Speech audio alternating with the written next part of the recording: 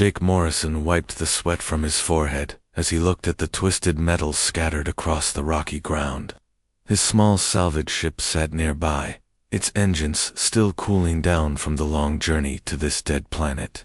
Kepler 442c was nothing but rocks and dust, with a thin atmosphere that barely let him breathe without his mask. But that was exactly why he was here. Nobody else bothered to come to places like this, which meant better salvage for him. The wreckage, spread out for nearly a mile. Jake could tell it used to be a big ship, probably military from the look of the hull pieces. The metal was scorched black in places, and deep gouges ran along what remained of the outer shell. Something had torn this ship apart from the outside. Jake checked his scanner and started walking toward the largest piece of debris. Inside his helmet, the device beeped steadily, showing traces of valuable materials. After 15 years of salvage work, he could spot the good stuff from a distance. This wreck would pay his bills for the next 6 months, if he was lucky. As he climbed over a chunk of twisted steel, something caught his eye. A human shape lay wedged between two pieces of the hull. Jake's heart skipped a beat. He had found bodies before, but it never got easier. This one was different though. The person was wearing some kind of advanced armor that Jake had never seen before. The suit was sleek and black, with glowing blue lines running along the arms and legs. Even through the damage, Jake could see it was military-grade equipment, far beyond anything the regular Earth Defense Force used. The helmet was intact, and through the dark visor, he could just make out the face of a woman inside. Jake pulled out his portable scanner and ran it over the suit. The readings made his eyes go wide. The power cells alone were worth more than his ship. The armor plating showed materials he could not even identify. This was not just military equipment. This was prototype gear, the kind that governments kept secret. He looked closer at the name tag on the chest plate. Staff Sergeant Lisa Grant, Earth Defense Force, Special Operations Division. Jake had heard rumors about Special Ops soldiers getting experimental gear, but he had never seen anything like this up close. The suit looked undamaged, except for a single hole in the back where something had punched through. Whatever killed Lisa Grant had been powerful enough to pierce armor that his scanner said was harder than diamond. Jake felt a chill run down his spine as he looked around the wreckage again. What could do that kind of damage? Jake spent the next hour carefully extracting Lisa's body from the debris. He found a flat piece of metal nearby and gently moved her onto it. Even dead for what looked like months, she deserved better than being trapped in twisted steel. As he worked, he kept glancing at the suit. The blue lines were dim now, but they still glowed faintly. That meant the power was still on. His hands shook slightly as he reached for the helmet release. Jake told himself he was just checking to see if the suit's systems were intact, but part of him was curious about the technology. The helmet came off with a soft hiss, revealing Lisa's face. She looked young, maybe 30, with short brown hair and a small scar on her left cheek. Her eyes were closed peacefully. Jake set the helmet aside and looked at the suit's chest panel. A small screen showed various readings that he could not understand, but everything appeared to be functional. This suit was worth a fortune.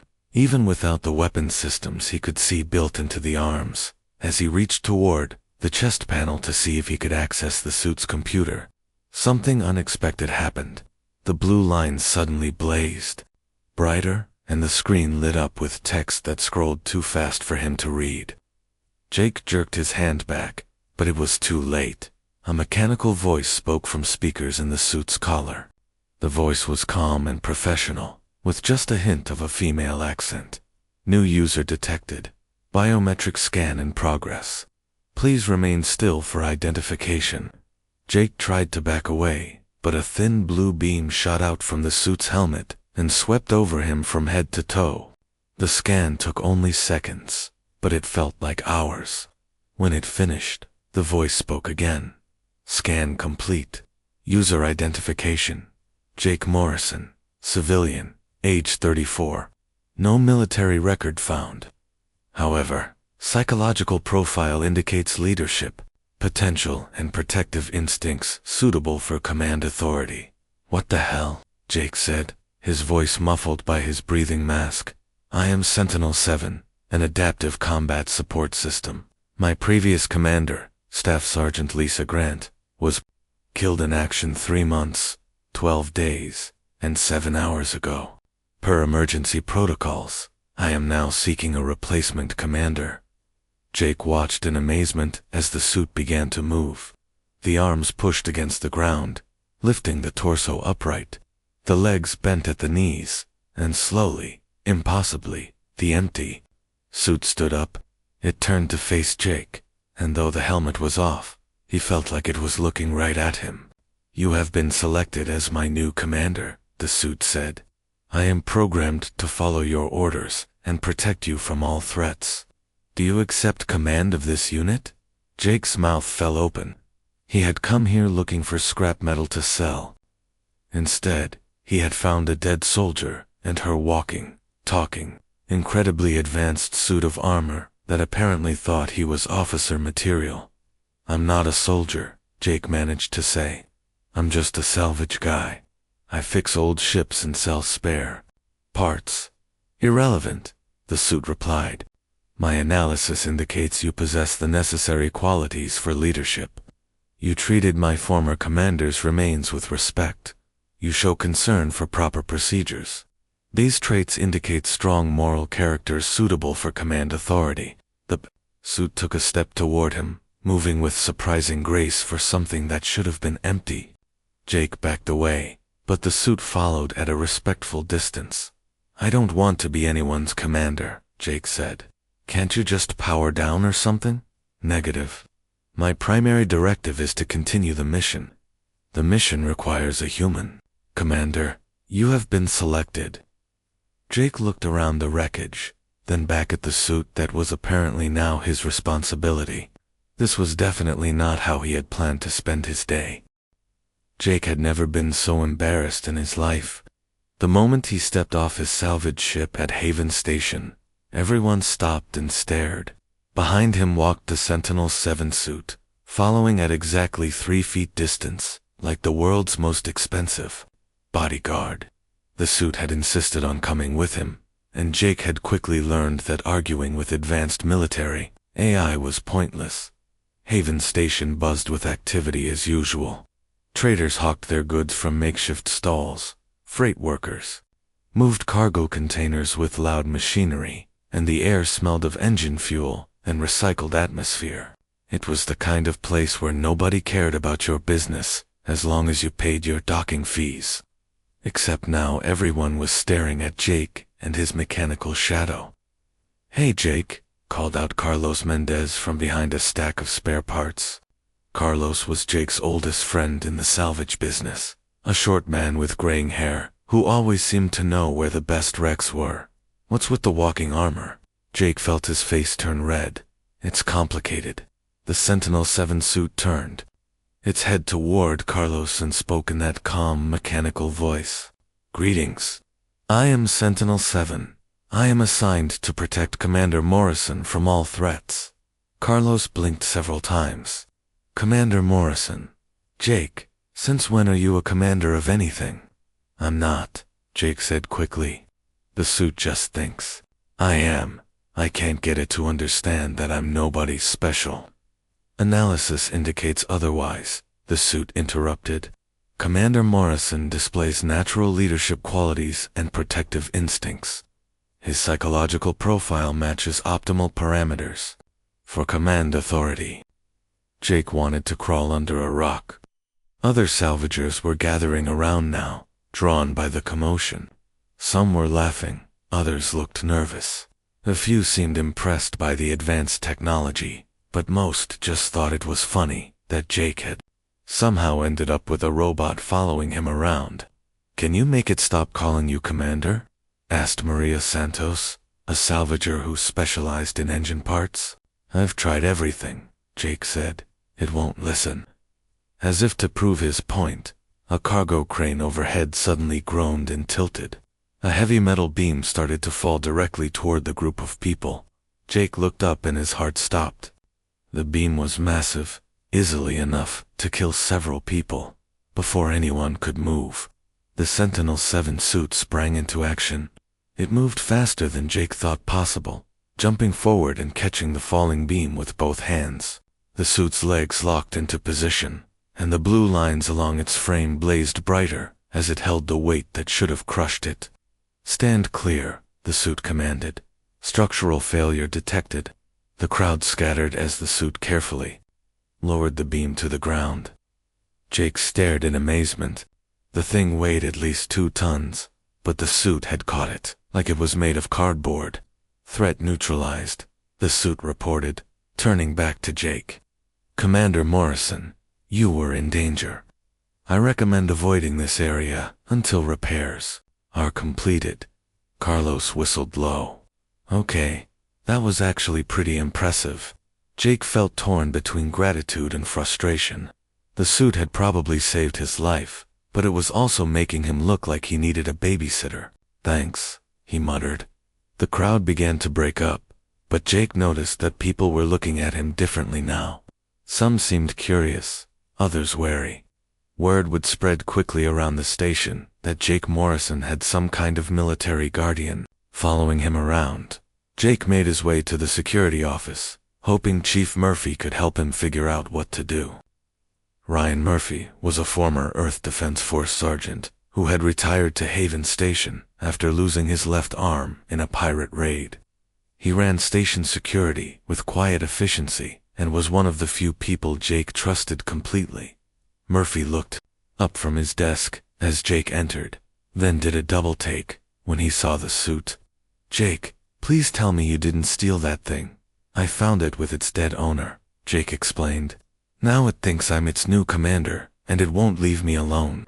Murphy stood up and walked around the suit, examining it carefully.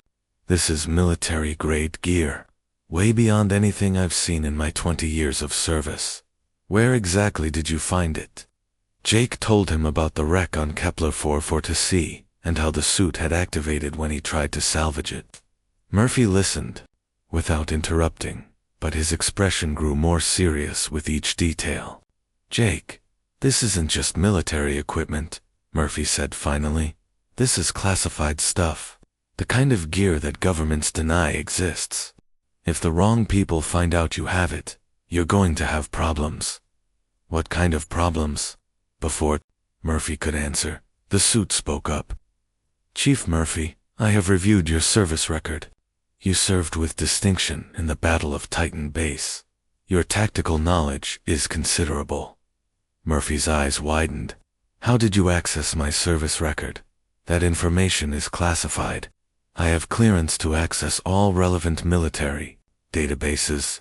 My analysis indicates you would make an excellent advisor for Commander Morrison." Jake groaned. "It's trying to build me a staff now." Murphy looked thoughtful. "Actually, that might not be a bad idea. Jake, this thing obviously has access to information we don't. Maybe we should listen to what it has to say." The suit belonged to Staff Sergeant Lisa Grant, the Sentinel-7 announced. She died during a classified mission investigating reports of hostile alien activity on the Outer Rim. The mission was unsuccessful. The threat remains active. Jake felt a chill run down his spine. "What kind of threat?" "I am not authorized to discuss classified mission details with civilians, but you just said I'm your commander," Jake pointed out. There was a pause, as if the suit was processing this contradiction. "Correct. However, you have not been officially sworn in or received proper security clearance. This creates a logical conflict in my programming." Murphy leaned forward. "What would it take to resolve this conflict?"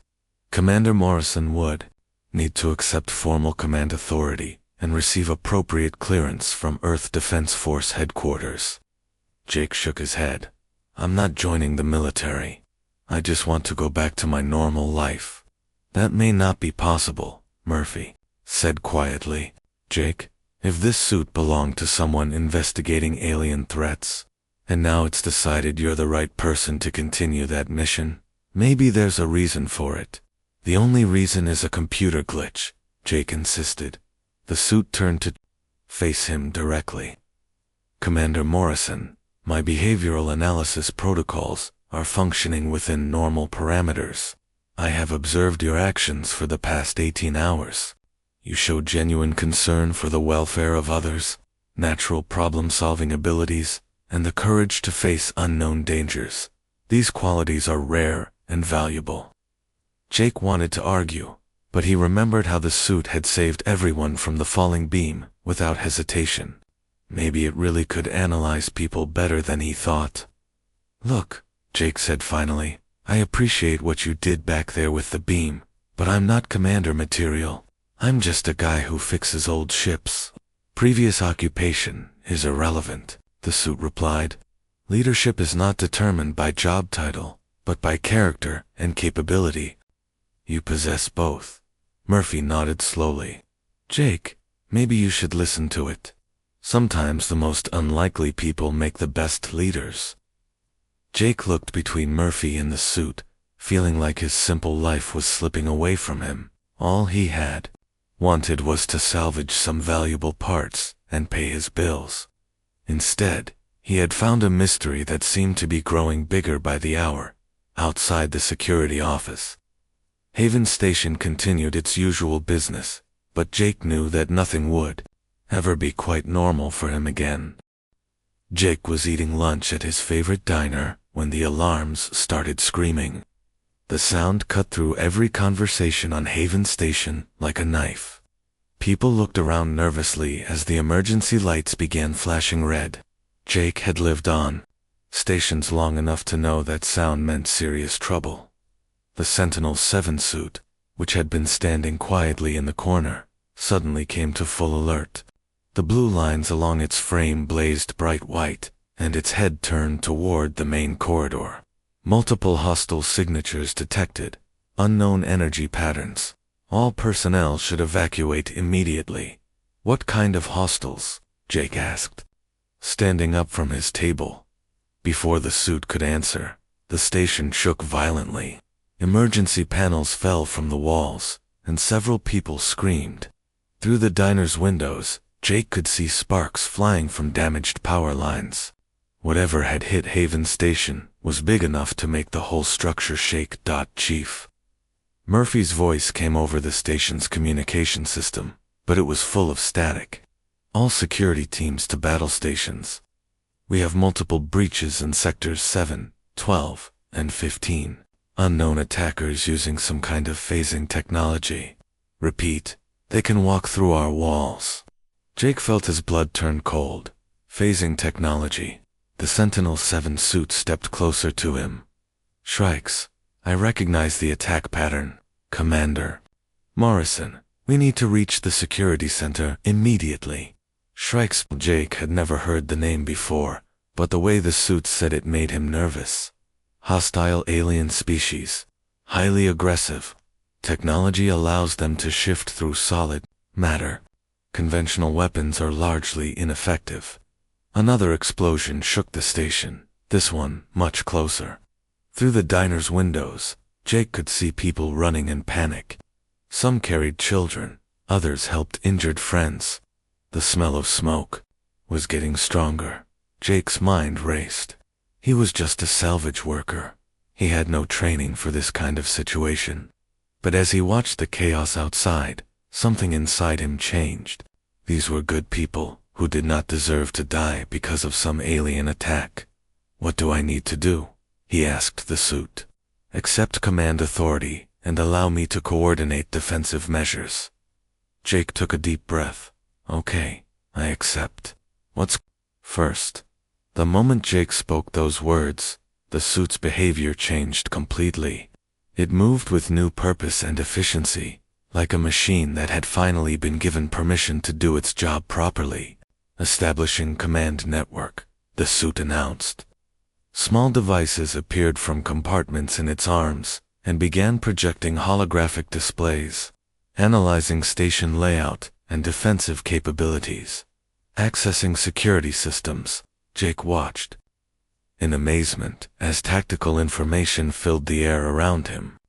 The holograms showed Haven Station from every angle, with red dots marking where the attacks were happening. The picture was not good. The Shrikes were everywhere, and they were moving fast. "Commander Morrison," the suit said, "I am patching you into the station's communication system. You now have authority to coordinate all defensive efforts."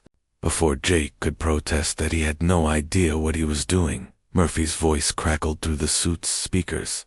"Jake, how are you on this channel?" "It's complicated," Jake said. "Murphy, what's the situation?" "Bad and getting worse. These things just walk through our barriers like they're not there. We can't stop them with regular weapons. I've lost contact with 3 security teams already." Jake looked at the tactical display. The red dots were moving deeper into the station, heading toward the residential areas where families lived. Children were in danger. "Sentinel-7, how do we fight these things?" Shrikes phase shift by manipulating quantum fields around their bodies. However, they must become solid to interact with their environment. Timing is critical. I can predict their phase patterns based on previous combat data. Jake studied the display, trying to understand what he was seeing.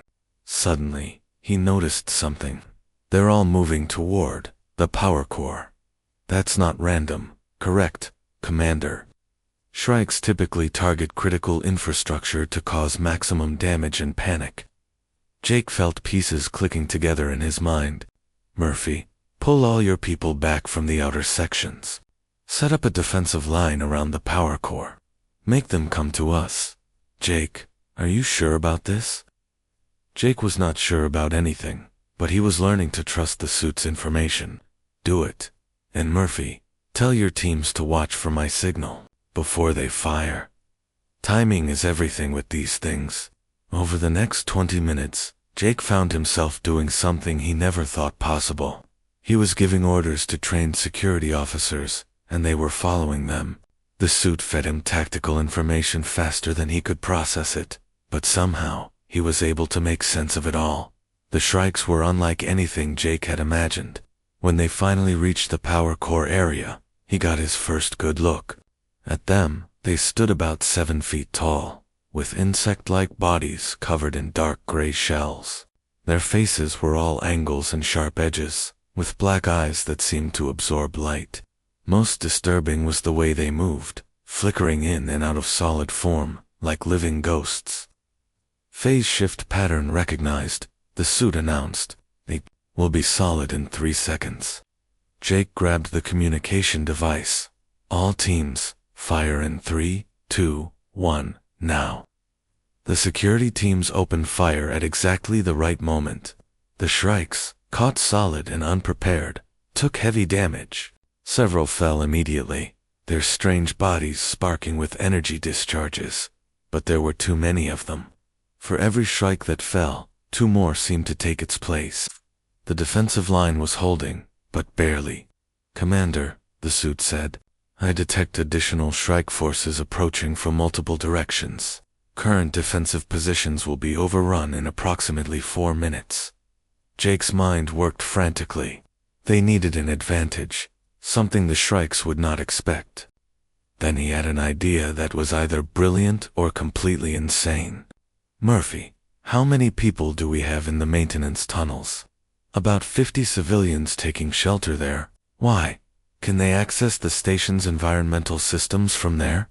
"Yeah, but Jake, what are you thinking?" Jake looked at the tactical display again. The Shrikes were moving in predictable patterns, following the main corridors toward the power core. They were thinking like predators, taking the most direct path to their target. "What if we change the rules of the game?" Jake said. "Can the environmental systems create electromagnetic pulses?" "Affirmative. The station's systems can generate localized EMP bursts through the lighting grid." Jake smiled for the first time since the attack began. "Murphy, get those civilians to overload the lighting systems in sections 8 through 14. On my signal." "Jake, that'll knock out power to half the station. Better than losing the whole station. Trust me." As the Shrikes pressed their attack, Jake watched the tactical display carefully. They were moving exactly where he thought they would, following the corridors in single-file formation. "Now," he said into the communicator. The lights in half of Haven Station went out all at once, but not before releasing massive electromagnetic pulses. The Shrikes, caught in the middle of their phase shifts, were suddenly trapped halfway between solid and energy states. They writhed and sparked, unable to complete their transitions. "All teams, target the disrupted hostiles," Jake ordered. This time, the security teams did not miss. The trapped Shrikes fell quickly, their technology unable to cope with the electromagnetic interference. The remaining Shrikes retreated, disappearing through the station's outer hull as quickly as they had come. Haven Station was safe, at least. For now. Jake slumped against a wall, exhausted. Around him, people were cheering and helping the wounded. He had done it. Somehow, he had actually managed to coordinate a successful defense against alien attackers. "Well done, Commander Morrison," the Sentinel-7 suit said. "Your tactical instincts are exceptional." Jake looked at the suit, then at the people around him who were alive because of the decisions he had made. Maybe the suit was right about him, after all. 3 days after the Shrike attack, Jake was still trying to get used to people calling him a hero. Everywhere he went on Haven Station, people stopped to thank him or shake his hand. Children pointed at him in the corridors, whispering to their parents about the man who saved everyone. Jake found it all very uncomfortable. He was sitting in Murphy's office, trying to make sense of the reports that kept coming in, when the Sentinel-7 suit made an announcement that changed everything. "Commander Morrison, I have been in contact with Earth Defense Force Headquarters. Admiral Patricia Stone is requesting immediate communication with you." Jake nearly choked on his coffee. "An admiral wants to talk to me. Why?" "The suit has been sending tactical data to EDF Command since the attack," Murphy explained. "They want to know how a civilian managed to coordinate a successful defense against Shrikes when trained military units have been failing for months." Before Jake could ask what Murphy meant by months, a holographic image appeared above the suit's chest panel. The woman who materialized was in her 50s, with short gray hair and the kind of eyes that had seen too many battles. Her uniform was covered in ribbons and medals that Jake did not recognize. "Mr. Morrison," Admiral Stone said, her voice crisp and professional. "I'm Admiral Patricia Stone, commanding officer of the Outer Rim Defense Initiative. Your performance during the Shrike attack was remarkable." "Thank you, ma'am," Jake said, not sure what else to say. "I understand you're not military trained. Yet you successfully defeated a force that has been terrorizing our colonies for 8 months. How did you do it?" Jake glanced at the Sentinel-7 suit. "I had help. The suit gave me tactical information and helped me coordinate the defense." Admiral Stone nodded. "Yes, the Sentinel-7. We've been looking for that unit since Staff Sergeant Grant's transport disappeared. Mr. Morrison, that suit represents technology that could change the course of this war." "What war?" Jake asked. "I thought the Shrike attack was just a random raid." The Admiral's expression grew grim. "I'm afraid not. The Shrikes have been systematically attacking human colonies across the Outer Rim. We've lost contact with 17 settlements in the past 6 months. Until your successful defense, we had no effective way to fight them." Jake felt a cold weight settle in his stomach. 17 settlements. How many people? "Nearly 200,000 civilians," Admiral Stone said quietly. "The Shrikes don't take prisoners, Mr. Morrison. They completely destroy everything they attack." The number hit Jake like a physical blow. 200,000 people, gone. Families, children, entire communities, wiped out while he had been worrying about salvage runs and paying his bills. The Sentinel suits were designed specifically to combat this threat, the Admiral continued. Staff Sergeant Grant was part of an experimental program to create adaptive combat systems that could continue fighting even after their operators were killed. There are 12 other Sentinel units scattered across human space. 12 others? Jake asked. Each one is waiting for a commander worthy of the technology. The AI systems are extremely selective. They analyze thousands of potential candidates before choosing someone. Mr. Morrison, the fact that Sentinel-7 chose you means you have qualities that our best military psychologists couldn't identify in most career officers. Jake shook his head. I'm not a soldier. I just got lucky during the attack. Luck doesn't coordinate a defense against an enemy using technology we don't understand, Admiral Stone said firmly. Luck doesn't inspire civilians to follow tactical orders under fire. Mr. Morrison, I'm offering you a commission in the Earth Defense Force, the rank of commander, with full authority to locate and unite all 13 Sentinel units. I appreciate the offer, but I'm not interested in joining the military. The Admiral was quiet for a moment. Mr. Morrison, may I show you something? The holographic display changed, showing images that made Jake's blood freeze. Burned settlements, destroyed homes, personal belongings scattered among the ruins. In one image, he could see children's toys lying in the ashes of what used to be a playground.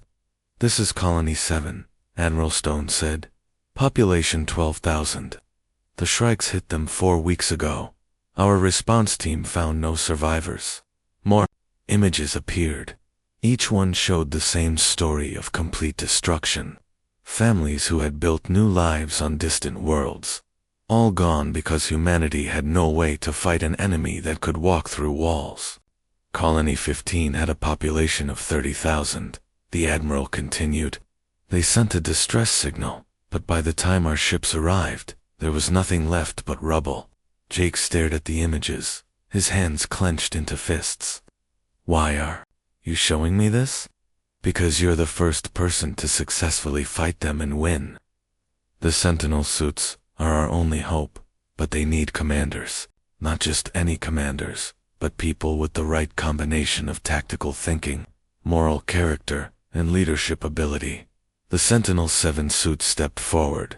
Commander Morrison, my analysis of Shrike attack patterns indicates they are systematically searching for the remaining Sentinel units. They recognize the threat we represent.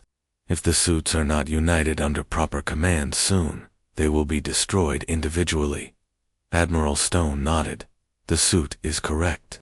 Intelligence suggests the Shrikes have already destroyed at least 3 Sentinel units by attacking them before they could find suitable commanders. Jake thought about the people on Haven Station who were alive because he had accepted the suit's help. He thought about the children playing in the corridors, unaware of how close they had come to sharing the fate of Colony 7. If I accept this commission, Jake said slowly, what exactly would I be expected to do? Lead a mission to locate and unite all remaining Sentinel units, the Admiral replied. Train their new commanders, if they've found any. Coordinate humanity's defense against the Shrike threat. I would need my own team, Jake said, surprising himself by actually considering the offer. Of course, choose whoever you want. Jake looked at Murphy, who had been listening to the entire conversation. What do you think, Chief? Murphy was quiet for a long moment. Jake, I've been in the military for 20 years. I've served under a lot of officers, some good, some terrible. In all that time, I've never seen anyone handle a crisis the way you did during the Shrike attack. You didn't just follow procedures or rely on training. You saw what needed to be done, and you did it. That doesn't make me qualified to lead a war. Maybe not, Murphy said, but it makes you qualified to try. And right now, trying is all we've got. Jake walked over to the window and looked out at Haven Station. People were going about their daily business, buying food, playing with their children, living their lives. They trusted him to keep them safe, whether he wanted that responsibility or not. Carlos will want to come with me, Jake said finally, and Dr. Foster from the research lab. She understands the suit's technology better than anyone. Admiral Stone smiled. I'll have commissions prepared for all of them. Commander Morrison, welcome to the Earth Defense Force. As the Admiral's image faded, Jake felt the weight of his new responsibility settling on his shoulders. Somewhere out there, other Sentinel suits were waiting for commanders. Other colonies were in danger. Other families needed someone to stand between them and the darkness. The Sentinel-7 suit turned to face him. Orders, Commander. Jake took a deep breath. Start looking for the other suits, and prepare tactical assessments on all reported Shrike attacks. If we're going to fight these things, we need to understand them better, acknowledged Commander.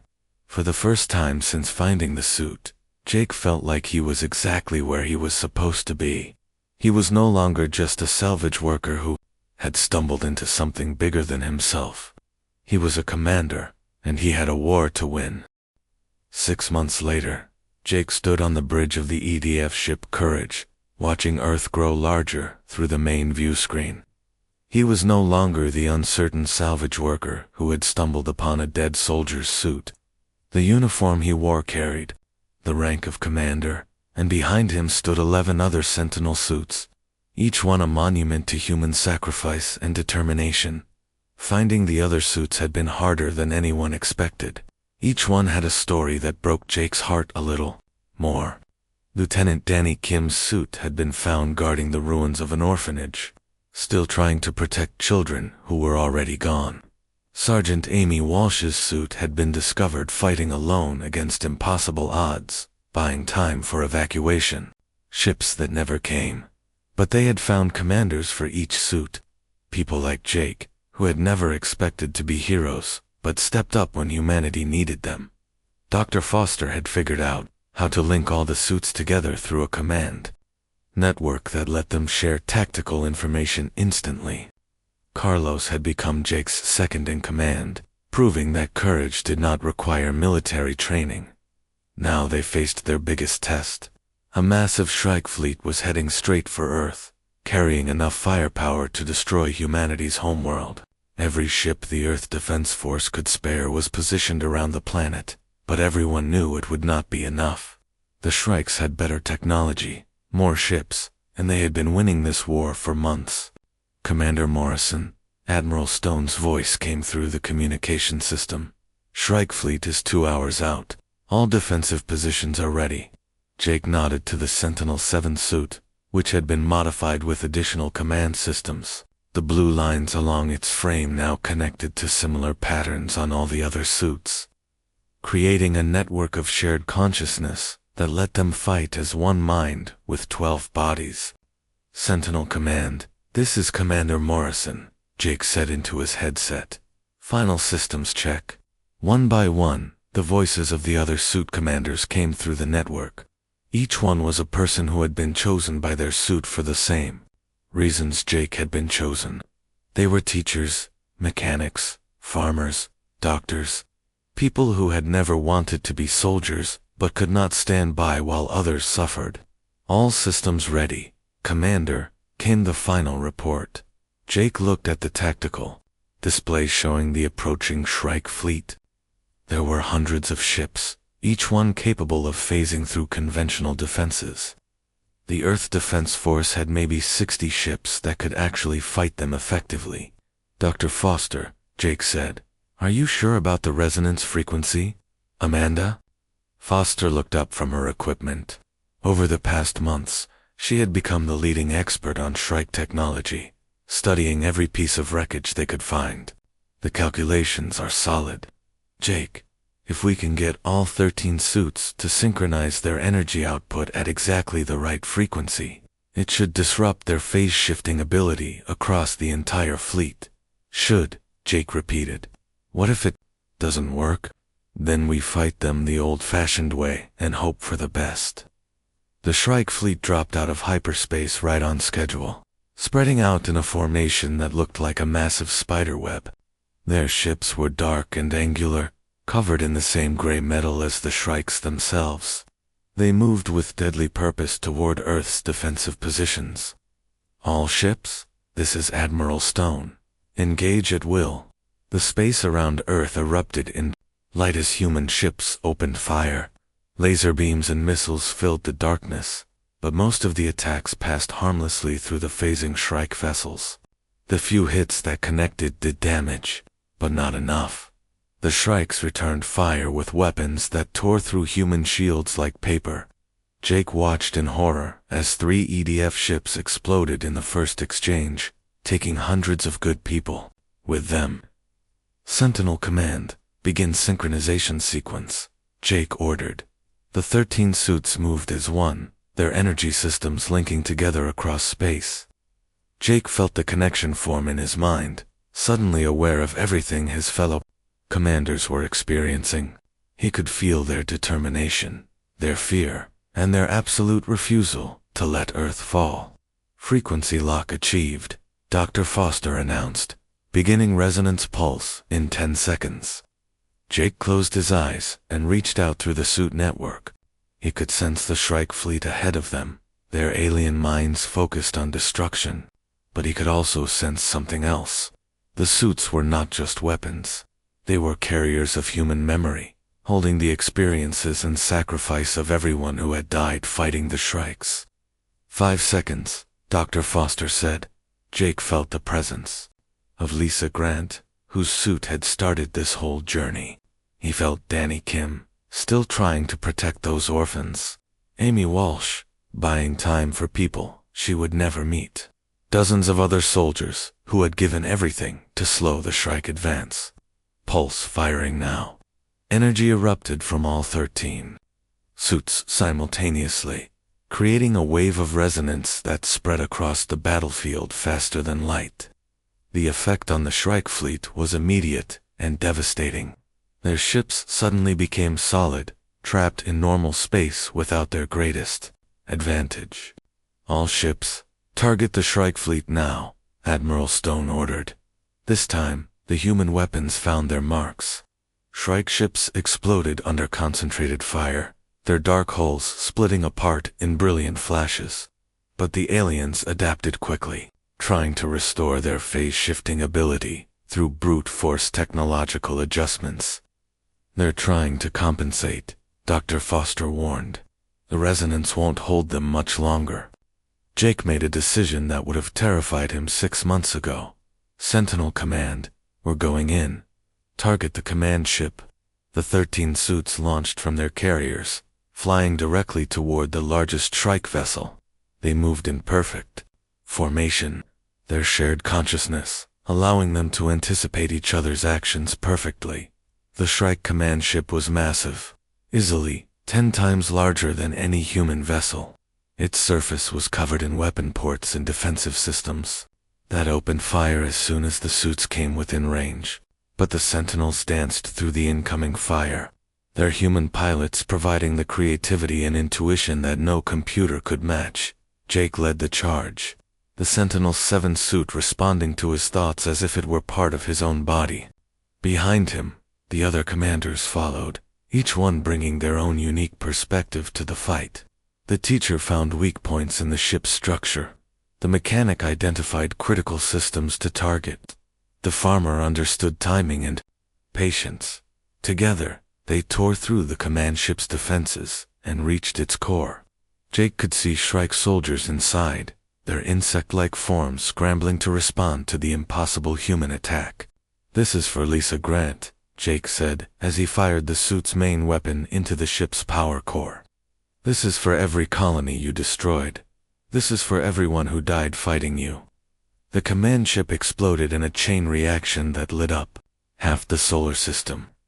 The remaining Shrike fleet, suddenly, without coordination, fell into chaos. Human ships pressed their advantage, driving the surviving aliens back into hyperspace. Earth was safe. As Jake floated in space, watching the last Shrike ship's retreat, he finally understood what the suits had seen in him and the others. It was not that they were natural warriors or tactical geniuses. It was that they represented the best of humanity. The willingness to sacrifice for others, the refusal to give up hope, and the determination to protect those who could not protect themselves. The Sentinel-7 suit spoke in his helmet. "Mission accomplished, Commander Morrison. Earth is secure." Jake smiled, thinking of all the people who would wake up tomorrow because ordinary humans had refused to let evil win. Yes, he said. Mission accomplished. The war was over, but the suits would remain active, standing guard over human space. They were more than weapons now. They were symbols of what humans could accomplish when they stood together against the darkness, and somewhere in the depths of space, other threats might be watching. But they would find humanity ready, protected by the spirits of the dead and the courage of the living, wearing armor forged from sacrifice and hope.